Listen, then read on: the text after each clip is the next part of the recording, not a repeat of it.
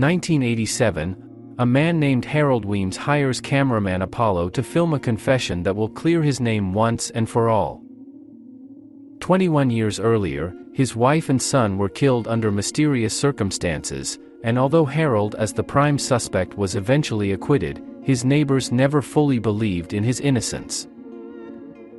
On the record, Harold reveals what he's been silent about for 2 decades, that his family was killed and eaten by a witch named Beezel who has been living in the basement of his house for years, and with Apollo's help, he sets out to prove on camera that he's not lying.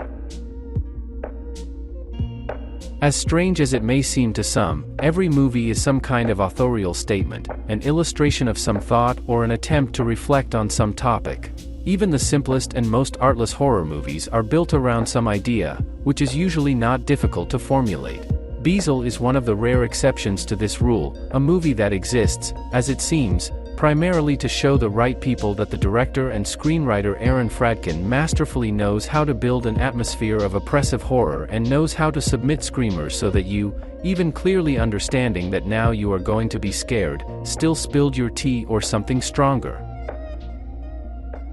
The movie is divided into 4 parts, each of which takes us to the Weems house in a different time period.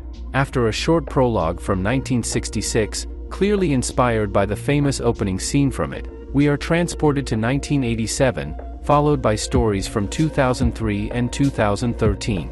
The characters in these stories are related to each other, but on the whole the stories of Beezel are independent and the movie can be called an anthology of several horror short films, just like VHS, with which Beezel is also related by the periodic switches to first-person shooting. Who Beezel is, where she came from, what she needs and how to fight her, none of this is in the movie, and this is one of its key details. The characters don't try to find a way out and defeat the evil, the entire story we watch as the powerful, invincible darkness, like a spider in a web, slowly entangles its victims and then devours them.